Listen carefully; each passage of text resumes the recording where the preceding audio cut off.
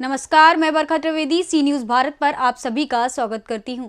वक्त हो चुका है न्यूज़ बुलेटिन का। बुलेटिन में खबरों को शुरू करेंगे और बात करेंगे एटा की, जहां उत्तर प्रदेश व्यापार मंडल एटा के जिला अध्यक्ष विजय गुप्ता द्वारा व्यापारियों के हित में लगवाया गया जीएसटी समस्या समाधान कैंप। और फिर देखेंगे कैसे किराए पर रह रहे युवक के गले पर हुआ धारदार हथियार से हमला। और अंत में बात करेंगे राजस्थान की, जहां गांव सिंघाड़ा में आयोजित श्रीमद् भगवत कथा समारोह में भक्तों की उमड़ी भीड़। ऐसी तमाम खबरों पर आइए चर्चा करते हैं विस्तार से। खबर जनपद एटा से है, जहां जीएसटी के बारे में कैंप लगाकर जानकारी दी गई। बता दें कि जिला मुख्यालय पर हाथी गेट के अंदर सुभाष मूर्ति पर एक जीएसटी कैंप लगाया गया, जहां Abhishek Pratap Singh deputy commissioner GST department ने व्यापारियों को जीएसटी के बारे में जानकारी दी। उन्होंने बताया कि जीएसटी को लेकर व्यापारियों के अंदर डर और कई प्रकार की भ्रांतियां हैं, उन्हें दूर करने का प्रयास किया गया है। वहीं ज्यादा से ज्यादा व्यापारियों को जीएसटी पंजीकरण के दायरे में लेने के लिए उन्हें जीएसटी पंजीयन के फायदे भी बताए गए हैं। जनपद में मैं Abhishek Pratap Singh deputy commissioner GST department से, और ये जो हम लोग यहाँ बैठे हुए हैं, एक कैंप का आयोजन व्यापार मंडल के सहयोग से विजय गुप्ता जी ने करवाया है।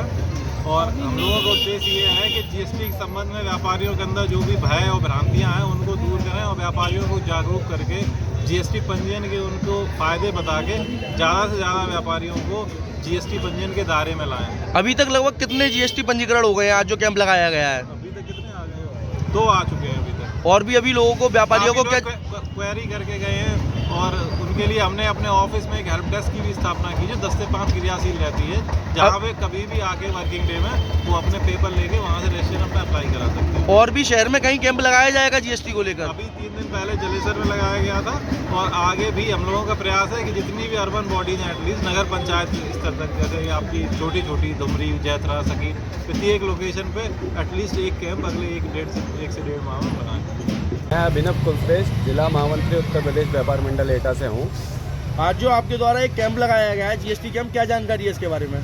ये जीएसटी कैंप जो है हमारे संगठन ने इसको आयोजित किया है, और जीएसटी पूरी टीम एटा की यहाँ पे मौजूद है। मुख्य रूप से इसका उद्देश्य ये है कि जो हमारे व्यापारीगण हैं, एक तो इसमें जागरूकता है जीएसटी को लेकर।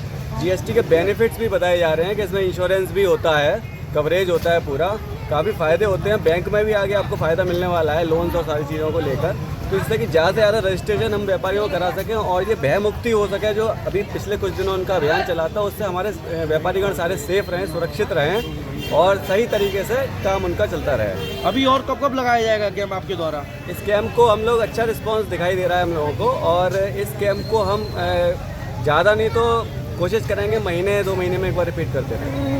एटा से सीनियर संवाददाता आकाश नवाशने की रिपोर्ट। खबर इटावा से है, जहां पर किराए पर रह रहे युवक के गले पर धारदार हथियार से हमला किया गया। गंभीर हालत में खून से लथपथ कमरे से उसे बाहर निकाला गया। स्थानीय लोगों के मुताबिक राजस्थान का रहने वाला है युवक, और प्रेम प्रसंग के चलते गले पर उसके हमला किया गया। थाना फ्रेंड्स कॉलोनी पुलिस ने तत्काल प्रभाव से घायल युवक को जिला अस्पताल में भर्ती कराया। डॉक्टरों ने गंभीर हालत को देखकर सैफई पीजीआई रेफर कर दिया है। थाना फ्रेंड्स कॉलोनी क्षेत्र के यशोदा नगर का मामला बताया जा रहा है। आज शाम को थाना फ्रेंड्स कॉलोनी को एक सूचना मिली कि ललित कुमार नाम का एक नवयुवक है, जिसके गले में चोट का निशान है। और इसके बाद वहाँ जब लोकल थाना पुलिस पहुँची है, उसको तत्काल डिस्ट्रिक्ट हॉस्पिटल भेजा गया। डिस्ट्रिक्ट हॉस्पिटल से उसको जो है सैफई मेडिकल कॉलेज रेफ़र कर दिया गया है। जांच के दौरान उसके कमरे में एक 315 बोर का तमंचा मिला हुआ है, और जिसमें गोली फंसी हुई है। तो ज़्यादा संभावना ये है कि उसको गोली ही लगी हुई है। अभी चूँकि ललित कुमार बोलने की स्थिति में नहीं है और उसका ट्रीटमेंट चल रहा है, खतरे से बाहर सैफई मेडिकल कॉलेज के डॉक्टरों ने बताया है। घटनास्थल का मेरे द्वारा निरीक्षण किया गया और सैफई मेडिकल कॉलेज जा करके ललित कुमार को देखा गया। ललित कुमार वास्तव में सोहली बुहाना झुंझुनू राजस्थान का रहने वाला है, जो पढ़ाई करने के उद्देश्य से 39 यशोदा नगर फ्रेंड्स कॉलोनी में रह रहा था। किस कारण से ये घटना हुई है, इसकी विस्तृत जाँच फ्रेंड्स कॉलोनी थाने द्वारा की जा रही है। इसमें जो भी तथ्य निकल कर आएगा उसके हिसाब से अगली वैधानिक कार्रवाई करें। इटावा से सी न्यूज़ संवाददाता नितेश की रिपोर्ट। बरसठी थाना क्षेत्र के सहरमा में बिजली के शॉर्ट सर्किट से मढ़े में आग लग जाने से 3 मवेशियों की मौत हो गई। गांव के कमलेश गौतम के घर के बगल स्थित मढ़े में उनकी 2 भैंस और एक बच्चा बंधा हुआ था कि अचानक मछड़े में आग लग गई और लोगों की जानकारी होती तब तक आग ने विकराल रूप धारण कर लिया था। किसी तरीके से पड़ोसियों की मदद से आग पर काबू पाया गया, लेकिन 3 मवेशी पूरी तरीके से झुलस गए, जिनकी मौके पर ही मौत हो गई। सूचना पर पशु चिकित्सालय अधिकारी डॉक्टर अजय सिंह के साथ हल्का लेखपाल शंभुनाथ पहुंचकर आवश्यक कार्यवाही का भरोसा दिलाया। गृहस्वामी के अनुसार मडे के ऊपर बिजली के केबल जाने से शॉर्ट सर्किट हुआ और यह आग लगी। जौनपुर से सी न्यूज संवाददाता अनुपम कुमार मौर्य की रिपोर्ट। यातायात नियमों के पालन को लेकर महाराजगंज की पुलिस प्रतिदिन नवीन और रचनात्मक कार्यों के माध्यम से लोगों को यातायात नियमों के पालन की अपील कर रही है, जिससे दुर्घटनाओं पर अंकुश लगाया जा सके। सोशल मीडिया पर इन दिनों महाराजगंज के यातायात सीईओ सुनील दत्त दुबे का एक वीडियो जमकर वायरल हो रहा है। इस वीडियो में महाराजगंज के सक्सेना चौराहे पर हेलमेट लगाए लोगों को सीईओ के द्वारा चाय पिलाकर उनका स्वागत किया जा रहा है। साथ ही नियमों का उल्लंघन करने वालों का चालान भी काटा जा रहा है। इस दौरान वीडियो में आप साफ देख पाएंगे कि किस तरीके से यातायात नियमों का पालन कराने को लेकर सीईओ सुनील दत्त दुबे अपने हाथ में चाय का प्लेट लिए हुए हैं और जो भी व्यक्ति हेलमेट लगाया हुआ है उसको निःशुल्क चाय पिला रहे हैं। पहल की गई है, जो हेलमेट नहीं लगाते हैं और जो सीट बेल्ट नहीं लगाते हैं, किस तरह की ये पहल है और क्या प्रयास किया जा रहा है? देखिए, महाराजगंज यातायात पुलिस का संकल्प है कि हम 100% लोगों को यातायात के नियमों का पालन कराने के लिए जागरूक करें। उसके लिए हम समाज में विभिन्न तरह के लोगों को जागरूक कर रहे हैं। देश में 1.5 लाख लोग दुर्घटना में मरते हैं और 5.5 लाख लोग घायल हो जाते हैं। हमारे अकेले महाराजगंज में 270 प्रतिवर्ष मौतें होती हैं, जो बहुत अधिक है। मेरा प्रयास है कि लोग जो है यातायात के नियमों के प्रति जागरूक रहें और यातायात के नियमों को पालन करें, ताकि दुर्घटना में होने वाली मृत्यु दर में कमी लाई जा सके तथा हम दुर्घटनाओं को कुछ कम कर सकें। कुछ नए प्रयास किए जा रहे हैं, कुछ नए तरीके जो अपनाए जा रहे हैं उनको जागरूक करने के लिए।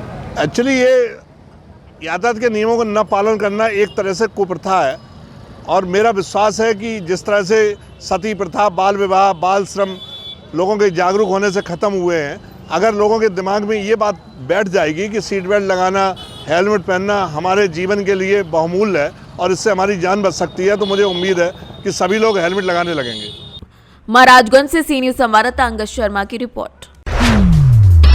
बयाना उपखंड में गांव सिंगाड़ा के हनुमान मंदिर में आज श्रीमद् भागवत कथा समारोह में 5वें दिन भी श्रद्धालुओं की भीड़ उमड़ पड़ी, जिसमें महिलाओं की संख्या काफी रही।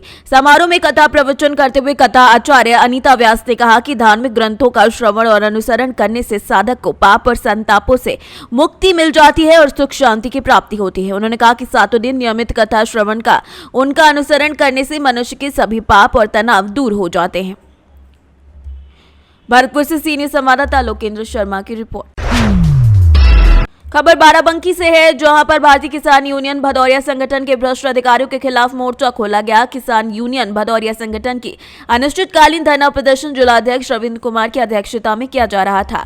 मामला जनपद बाराबंकी के थाना तहसील रामनगर के गणेशपुर से है, जहां भारतीय किसान यूनियन भदौरिया संगठन का विगत 5 दिनों से अनिश्चितकालीन धरना प्रदर्शन 8 सूत्री मांगों को लेकर चल रहा था। बीते 5 दिनों में कोई भी अधिकारी कर्मचारी उनकी सुध लेने नहीं आया, तो आज राष्ट्रीय अध्यक्ष ठाकुर हाकिम सिंह भदौरिया के निर्देशानुसार किसान महापंचायत का ऐलान किया गया, जिसमें पुलिस प्रशासन और रामनगर तहसील प्रशासन के हाथ पांव फूले और पसीना निकल आया। बहुत निवेदन पर राष्ट्रीय अध्यक्ष अपने महापंचायत स्थल गणेशपुर मोड़ निकट रेलवे स्टेशन के वापस आए, जहां पर पुलिस क्षेत्राधिकारी बीनू सिंह ने राष्ट्रीय अध्यक्ष के द्वारा वार्ता कर समस्त समस्याओं का 15 दिन में निराकरण करने का आदेश दे दिया है। बाराबंकी से सी न्यूज संवाददाता विजय सिंह की रिपोर्ट। खबर जुन्नरदेव से है, जो जुन्नरदेव के छिंदवाड़ा में मेन सड़क सुकरी गुलाई पर एक 2 पहिया वाहन का भीषण एक्सीडेंट हो गया। जानकारी के मुताबिक मंकू घाटी कैलाश यदुवंशी उम्र 25 साल का जुन्नरदेव से वो छिंदवाड़ा की ओर जा रहे थे, लेकिन सुकरी गुलाई पर मोटरसाइकिल अनियंत्रित होकर गड्ढे में जा घुसी। स्थानीय लोगों की सहायता से 108 एम्बुलेंस की सहायता से उन्हें सामुदायिक स्वास्थ्य केंद्र लाया गया, जहां पर कैलाश यदुवंशी का उपचार किया जा रहा है।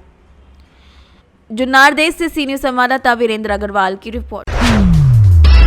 मथुरा पुलिस, एसटीएफ आगरा और वन विभाग आगरा की संयुक्त टीम के द्वारा 1 करोड़ मूल्य की लाल चंदन की लकड़ी तस्करी करने वाले गिरोह के 7 तस्करों को गिरफ्तार किया गया है।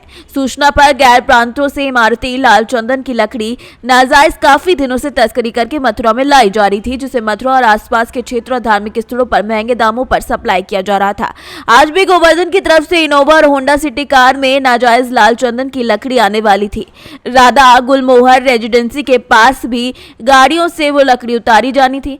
अगर सतर्कता से चेकिंग की जाए तो शायद नाजायज लाल चंदन की लकड़ी और भी ज्यादा मात्रा में पकड़ी जा सकती है, जिसके क्रम में थाना highway police, special task force unit Agra, one विभाग मथुरा की संयुक्त टीम, उच्चाधिकारी और वरिष्ठ पुलिस अधीक्षक मथुरा को इस संबंध में बताया गया था।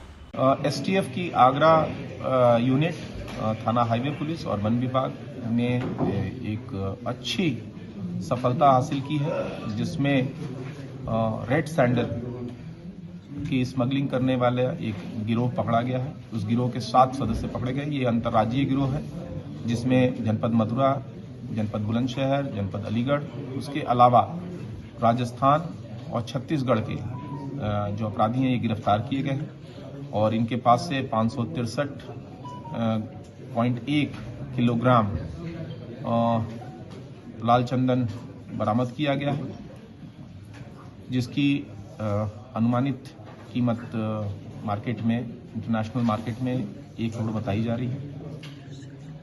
इस गैंग को गिरफ्तार करने के उपरांत जो इनसे पूछताछ हुई है, इसमें इसके बैकवर्ड और फॉरवर्ड लिंकेजेस, ये कहां से आ रही थी और अल्टीमेटली कहां कहां ये भेजी जाती, डिस्पोज की जाती, इसके बारे में कुछ इंपॉर्टेंट क्लूज हमारे पास हैं। अभी चूंकि इन्वेस्टिगेशन पॉइंट ऑफ व्यू से उसको डिस्पोज नहीं किया जा सकता है, तो उस पर हमारी टीमें जो है, एसटीएफ की टीम, डिस्ट्रिक्ट पुलिस की, वन विभाग की, इस पे काम कर रही है तथा इन गिरफ्तार अभियुक्तों को विधिक कार्रवाई करते हुए इनको जेल भेजा जा रहा है।